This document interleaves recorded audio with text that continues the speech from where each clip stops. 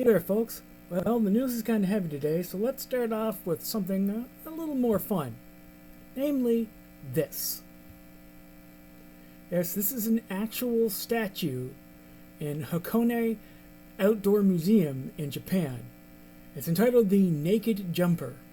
And you have to admit, A, I love the very concept of an outdoor museum, but B, if you were going through an outdoor museum and saw that, it'd give you a smile. Come on, you gotta admit it. And then we have this rather good political cartoon. As far as I'm concerned, politically speaking, whatever you can do to remind the right-wing Americans that they do actually have values and believe in things is all for the good. Because these people are not evil. They have been captured. They have been herded into smaller and smaller cages by a very, very bad shepherd.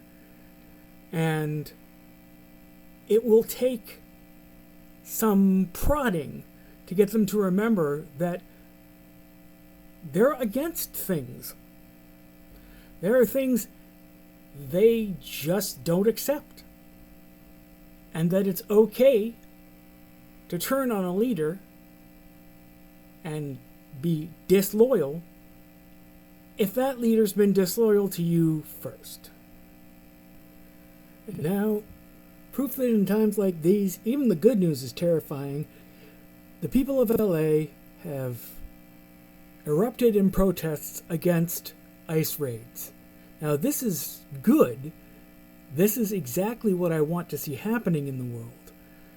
People rising up against the government and reminding the government who it works for, and the fact that if the people turn against the government, there is absolutely nothing the government can do to stop them.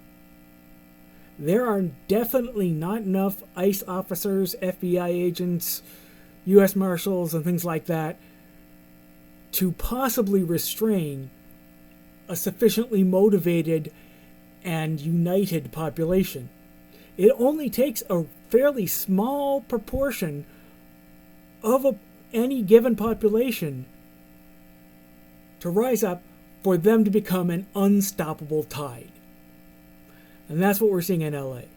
Now, it's also scary because people could die. My biggest fear is that one of these ice holes is going to panic because they're cowards and open fire on a crowd. And then I have no idea what the fuck's going to happen, but it ain't going to be good.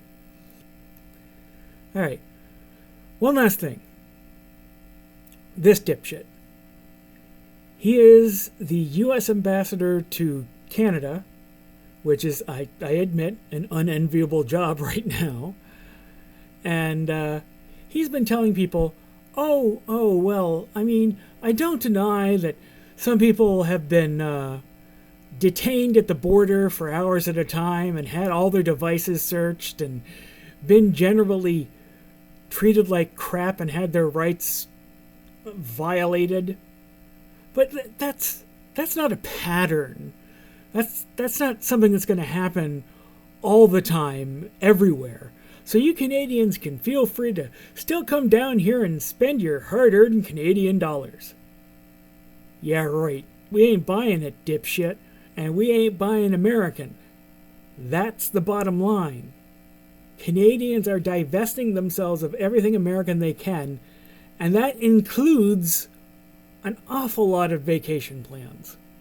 And that means billions of Canadian dollars not going into the American economy. We can make deals with the EU and China because we get along with everybody. The United States, however, doesn't get along with anybody. So we're going to be just fine. Lots of people want to buy our timber and steel and seafood and everything else. Well, I guess that's it for me for today, folks. I will talk to you nice people again tomorrow. Bye-bye.